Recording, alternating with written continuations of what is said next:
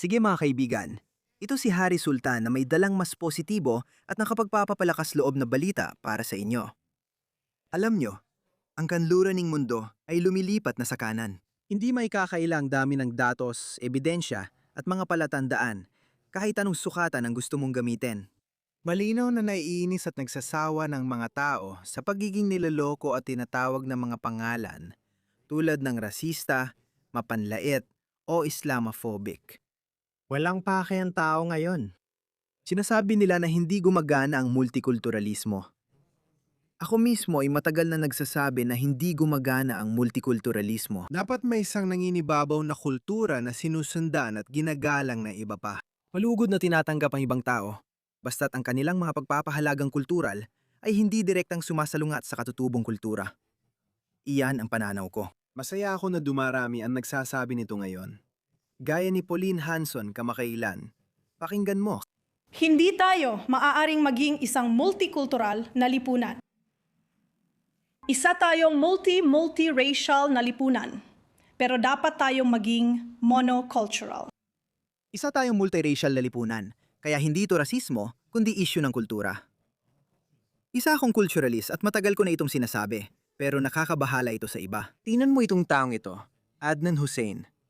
Ilang taon na siyang nagpapakilala bilang isang moderate Muslim, na independenteng MP na paminsan-minsan ay pinupuna rin ang Muslim na komunidad. Taon ng pag-iwas, pagkabigo ng institusyon, at kaduwagan ng mga politiko sa isyu ng grooming gang ang nagdulot na mapagbintangan ng buong komunidad dahil sa krimen ng iilan. Kita mo yon? Minsan o dalawang beses lang niyang binatikos kamakailan ng mga grooming gang, hindi noon di pa uso ang issue. Pero mas mahalaga, tingnan mo ito. Si Adnan Hussein MP ay hindi bumoto sa mahalagang botohan sa parlamento tungkol sa mungkahing pambansang investigasyon sa mga grooming gang. Nag-abstain siya. Ngayon parang, siya. Sama-samang sinisisi tayo. Hindi natatakot ang mga Muslim sa katotohanan na siyang maglilinis sa kanila sa paratang. Oo, kaya paulit-ulit na lang. Palagi nilang sinasabing sila'y biktima at laging nagrereklamo. Ang pinakamalaking Islamistang propaganda outlet ng Britanya, Limang Haligi, ay tahasang itinanggi ang pag-iral nito. Naglabas si Rupert Lowe ng bias at hindi mapagkakatiwalaang ulat tungkol sa aming mga gang na sinisisi ang Islam. Pare, nagbabago na ang ihip ng hangin. Wala nang saysay kahit ano pa ang sabihin mo. Walang kwenta kahit ano pa ang iyak mo. Hindi na yan uubra. Pero tingnan mo si Momo Hijab. Ito, ang unang beses. Tingnan mo. Hindi ko alam kung tinukso niya ang publiko o gusto lang ipakita ang ibang panig. Sabi niya, tara na, Inglaterra. Napanood na ito ng 1.4 na milyong tao. 4,000 at 800 likes at maraming komento. Pero may ilang Muslim na bumabatikos sa kanya. Tingnan mo tong payaso na to, Inglaterra, bansang di naniniwala at simbolo ng monoteismo. Dito mo malalaman kung ano talaga ang mga motibo sa paninira kay Imam, ang tagapagpanibago na si Muhammad. Tingnan mo, wala akong ideya kung anong sinasabi niya. Naiintindihan ko na hindi siya masaya kay Muhammad Hijab dahil sinuportahan niya ang Inglaterra. Nag-post pa si Muhammad Hijab ng, tumahimik kayo mga ekstremista, at umalis sa timeline ko. Mukhang sinusulong ni Muhammad Hijab na yakapin ng Britanya ang Islam, kaya siya nagalit ng tawagin ng Inglaterra na bansa ng kafir. Hindi ko maintindihan, sige. Kaya, translation. Mayroon pa bang matinong tao na magdududa kung bakit kinamumuhian ng mga naliligaw sa horizon ng panawagan? Diyos ko, hindi ko alam. Sige, isa pa. Sinusuportahan ng Britanya ang Israel. Bakit? Bakit mo ito sinusuportahan? Nasaan ang inaasahang boycott? O Muhammad Hijab? Sabi niya ulit na iba ang mga tao sa Inglaterra sa kanilang gobyerno. Marami silang positibong katangian na pwedeng matutunan. Pati ng atrasado at racist mong kaibigang Arabo. Ayan, pinagtatanggol niya ang mga Briton. Pero huwag kang magpaloko. Iyan ba ay pagbabago ng estrateya? O nang asar lang siya? O totoong pagbabago ng damdamin? Kung totoong pagbabago ng damdamin yan, kailangan niyang ipaliwanag ang daan-daang video clip na tulad nito. Ihanda para sa kanila ang lahat ng makakaya ninyo mula sa lakas. Mga kabayo na inyong tatakutin. Tinakot ninyo. Matatakot at tatakutin ninyo. إذ عدو Allah. Ang mga kaaway ni Allah at ninyo. Gagawin ko, subhanallah, maglalagay ako ng takot sa puso ng kaaway. Si Tara gusto niyang takutin ang mga hindi Muslim, Hudyo, at Kristiyano na ayaw sa Islam. Kaya. Pero hindi pa tapos.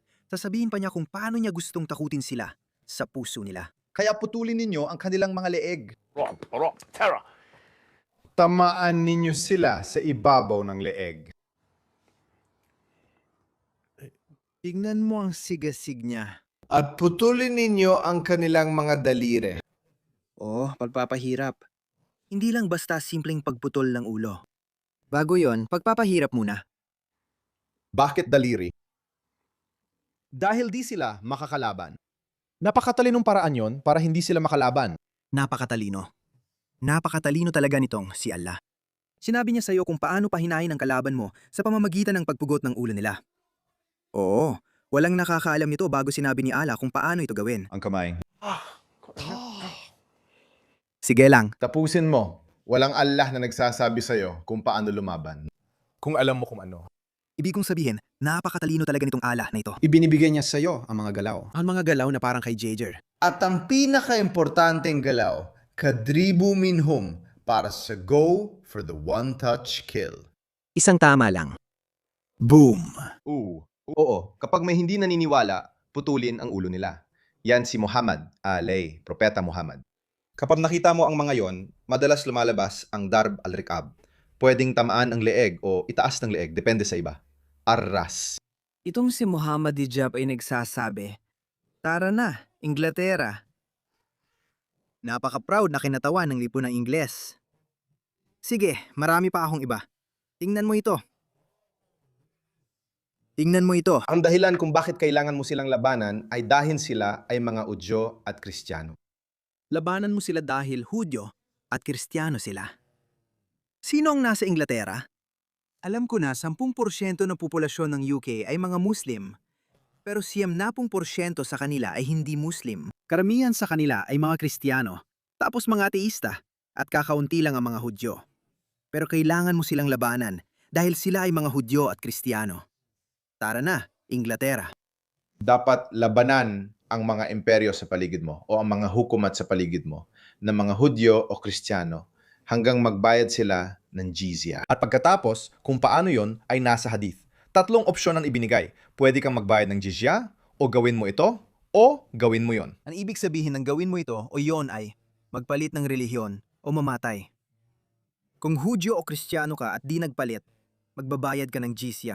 Kung hindi ka magbayad ng jizya, kailangan yumakap ka sa Islam. At kung hindi mo pa rin ito gawin, mamamatay ka. Si Muhammad Ali iyan. Tara, Inglaterra. Ito o gawin mo yan. Oo, hindi kami humihingi ng paumanhin tungkol dyan.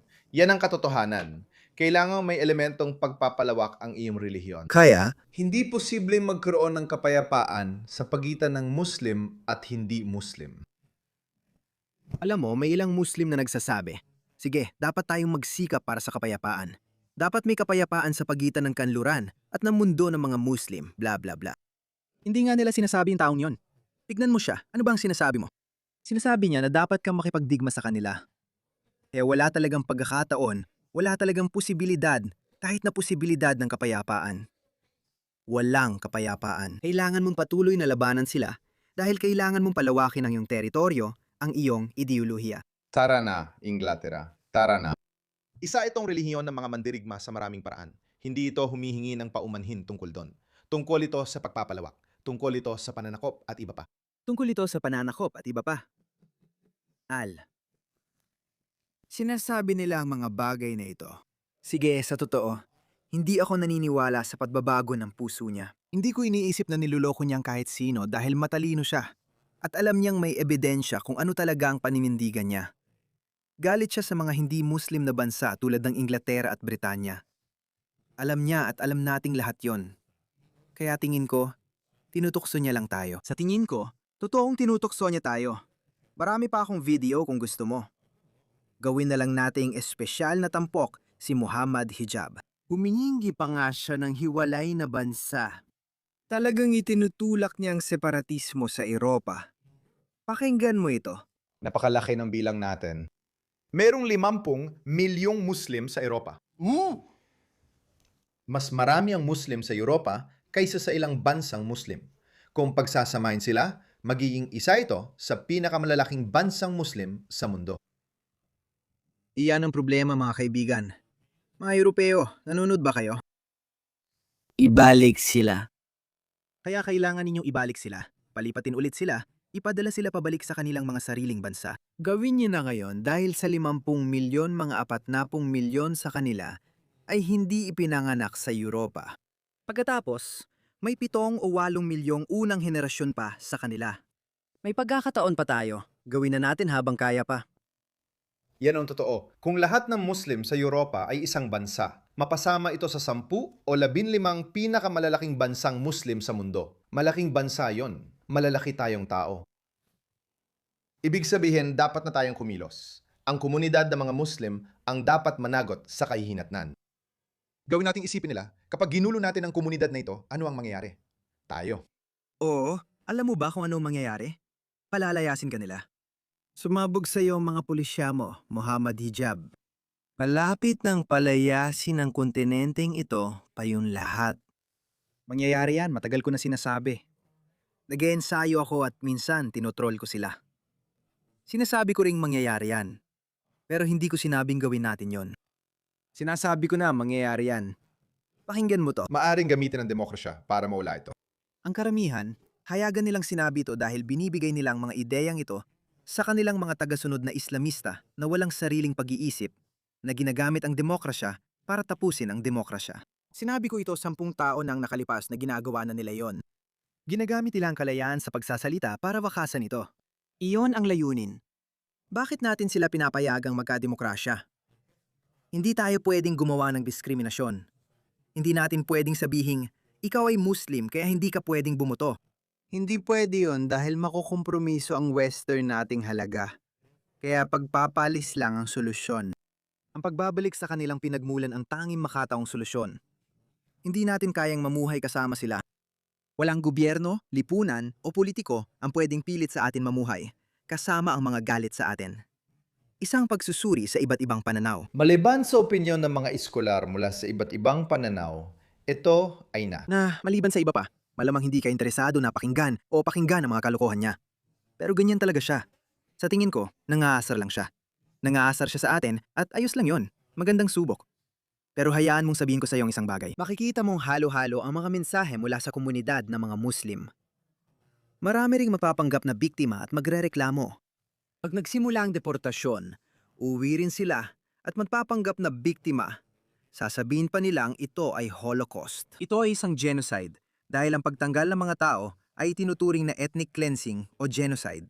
Ito ay remigrasyon, isang bagong salita at pinakamakataong solusyon. Kailangan itong mangyari para sa ikabubuti ng lahat.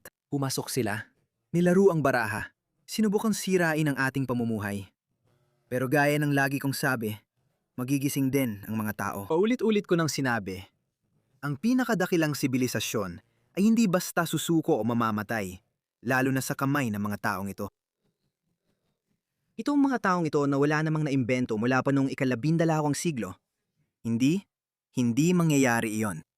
At kung sakaling, sa anumang dahilan, ang sibilisasyon na nagdala sa atin sa buwan, nagbigay sa atin ng AI, internet, MRI, mga medikal na pag-unlad, kotse, eroplano, rocket, lahat ng iyon, kung ang sibilisasyong iyon ay mapatalsik ng mga taong ito na hindi man lang makagawa ng karayom, oo, hindi ko talaga maintindihan.